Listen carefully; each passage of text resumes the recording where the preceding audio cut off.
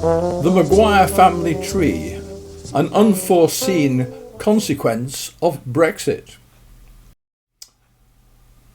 Brexit was a disaster as far as I'm concerned. I was extremely resentful of the fact that my European citizenship had disappeared. My name is Maguire, so I thought, the obvious solution is to find an eligible ancestor, and make an application for an Irish passport.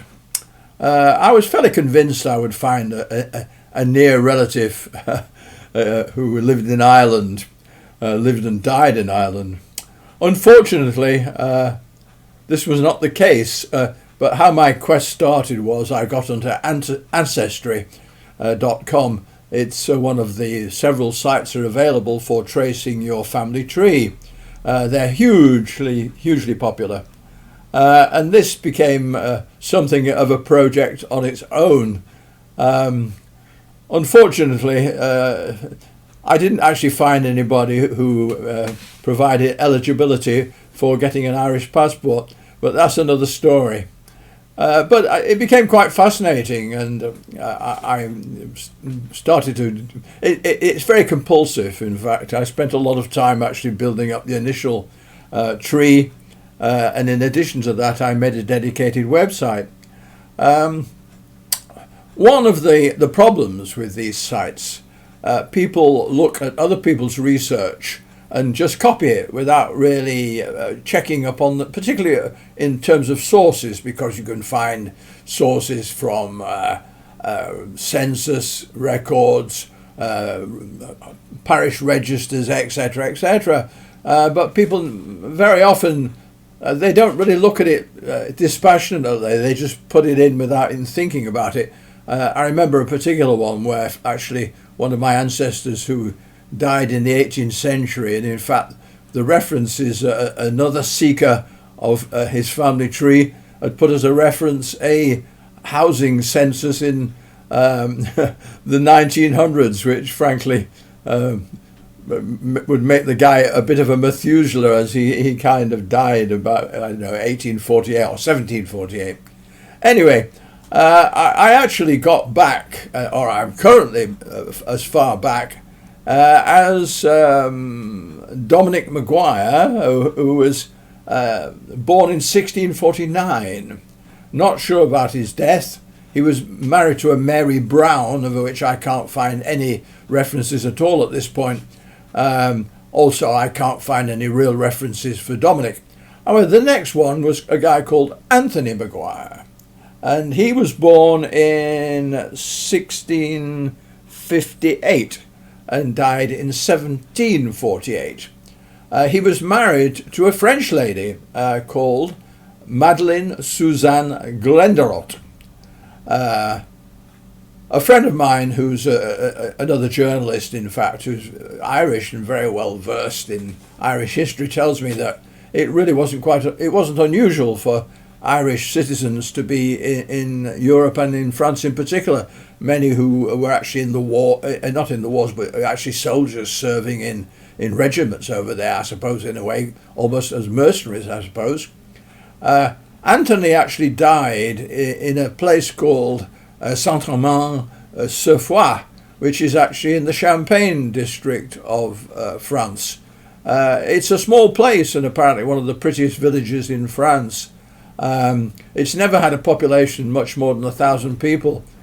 And at some point I would like to make a little bit of a pilgrimage there. Whether I would find any records locally, I'm not sure. I mean, the French Revolution, in fact, much was destroyed, particularly ecclesiastical records, etc.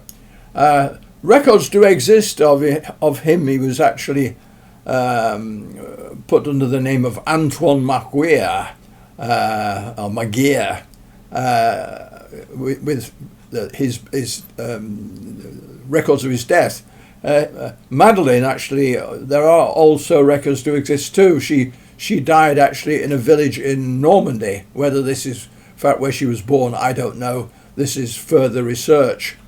It's been an interesting quest. I've found I don't really sort of search beyond the grandchildren and children of a particular family. I mean, you can end up with, I mean, some people do, with enormous databases of 50, 60,000 people. That's not my intention. I'm actually just looking for near relatives, as it were. Some of the interesting things that appeared were that certainly my ancestors in the 19th century were certainly involved in Chartism, looking at the names of their children named after Holman Hunt, and in fact the particular ancestor was a block printer. They were certainly involved in politics in Manchester, that's for sure.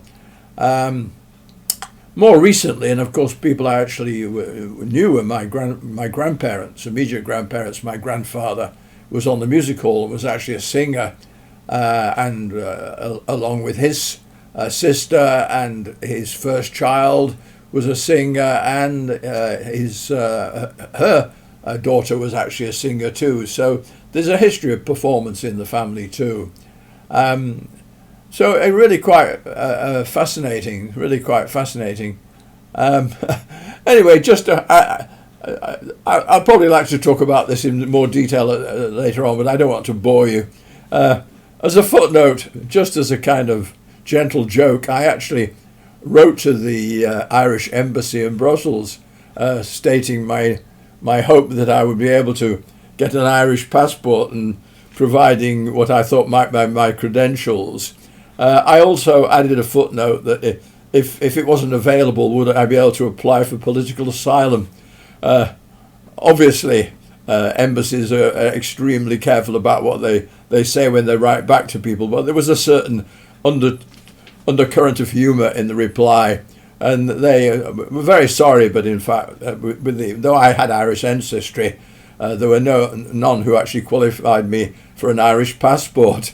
But they added, in terms of political asylum, they actually gave me a web address and a telephone number. So if things turn out really bad, I might be phoning this particular number. But I've got it filed away. I thought it was really quite fun, actually, and I was really very appreciative of their responding to what was not an entirely serious inquiry. If you've enjoyed this video and would like to see more, please subscribe.